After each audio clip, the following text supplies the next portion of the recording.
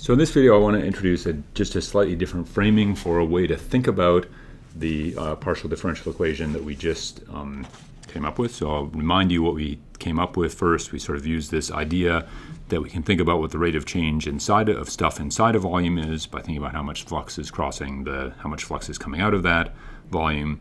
And we then used the divergence theorem in order to turn that into a sort of differential statement that has to do with how much the rate of change of density, how much the density of the stuff is changing in time, what the rate of that changes in time, in terms of what the divergence of the flux density is. Now I'll sort of put a little signpost here. We're going to come back to this flux density thing a little bit and talk some more about how to think about that in the video after this one. But for right now, what I want to do instead is sort of connect this to a stock and flow picture, which I think might help you just to think about how this works. Okay? So if we think about some region that has stuff in it, right? So there's some density of stuff that depends on position and also depends on time. Well, what you could think about that is to think about the region as basically consisting of a bunch of stalks of stuff, right? So there's the stuff that's located at one location and the stuff that's located at another location and so on, right? So I could think about my region as actually consisting of a whole bunch of different locations. Each of those locations has a certain number of particles in it. So maybe there's a certain number of particles here, fewer particles here, and so on and so forth. So each of these locations is sort of a stock of particles.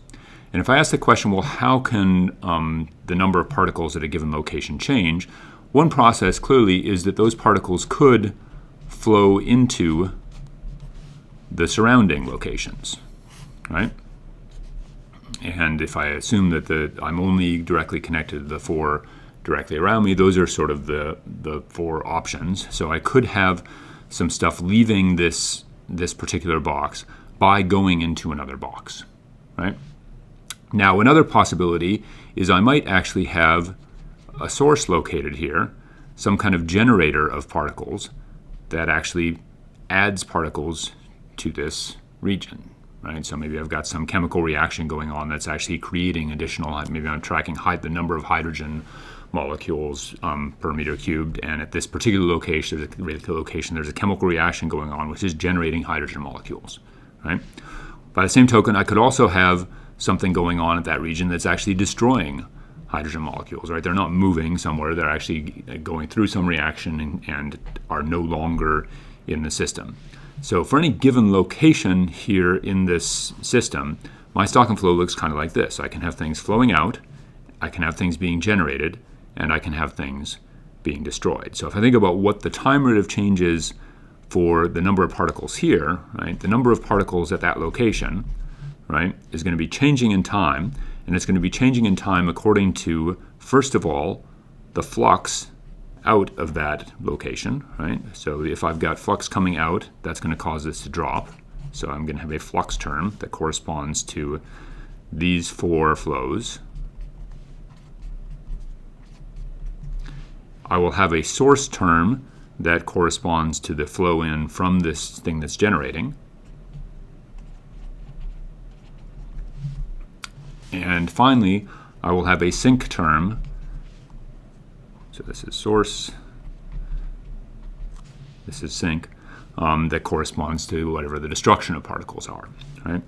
And if you think about it, that's what the sort of differential equation would be, that would describe the number of particles in this box. But of course, if I were to come over to this box, I would have a very similar differential equation that would describe how particles in this box could flow out to their surroundings, right? So again, I'd have a flux term for this box. I would have potentially a source and sink term for this box, and this box would have a sort of similar kind of equation to describe how it evolved in time. So really, when we write down these partial differential equations, we're sort of writing down something very equivalent to a stock and flow kind of picture, where we're thinking about what are the different ways that the amount of stuff at a given location can change. One way that they can change is by moving to a different location.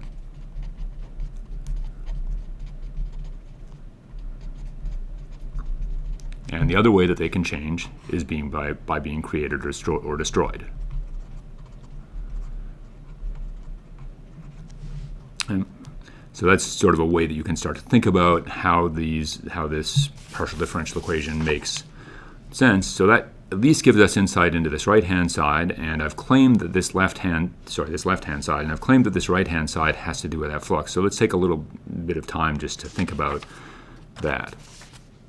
And let's actually think in particular about the stuff that's coming in on the left, coming in on the right. So I'm going to sort of zoom in on the box and just think about flux for a second.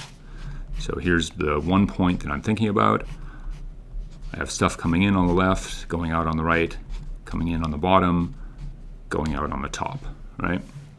And so if I think about the stuff coming in on the left, I've got a certain sort of flux density, J, that's my left-hand side, right? And actually the only flux density on the left-hand side that's going to be affecting me is the left-hand side flux density in the x direction, right? And here I have J on the right-hand side in the x direction. Here I have J on the bottom, but it's only going to be the y direction flow that adds stuff coming into the bottom. And here I have J on the top, which again is only going to take stuff out when it's the y component of that flow, right? So if I think about J as being some vector field, right? So let's say the net flow looks like this, and let's say the net flow is bigger over here than it is over here. What I would look at that and I'd say, well, I've got a flow that's in from the left, which is pretty big, right? It's the x component of these vectors, right? I've got a flow that's in from the bottom, that's the y component of these vectors, that's pretty big. I've got a flow that's out through the top, that's the y component of the stuff that's coming out, which is smaller, and a flow that's out to the right, which is the x component of the stuff that's coming out, which is smaller, right? So effectively, I could think about this as being something like J right-hand side minus J left-hand side, right? These are both x components, so the difference of the x components, plus J top in the y direction minus J bottom in the y direction. This whole thing, right, would tell me what the time rate of change of the amount of stuff in the box was. Well, if I look at this, left-hand side, this looks a lot like what the sort of change in J is in the x direction plus the change in J in the y direction. So this is at least analogous to the partial of J sub x with respect to x, right? That's what this part is analogous to. And then this part is analogous to the partial of J with respect to y, J sub y with respect to y, right? It's what the sort of rate of change of the y component of that current density is, over that flux density. So the reason that this left-hand side is the divergence of the current density basically has to do with the idea that if the current density doesn't have a divergence, or if the flux density does not have a divergence, in other words, if I've got a case where I've got just as much stuff coming in as going out, there's no divergence to that vector field, then F is not changing. If I've got more stuff coming in than going out, F is going up. If I've got less stuff coming in than going out, F is going down.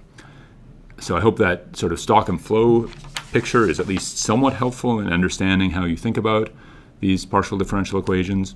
And in the next video, we'll start to develop a little bit more formalism around our models for how we think about those different types of flux density.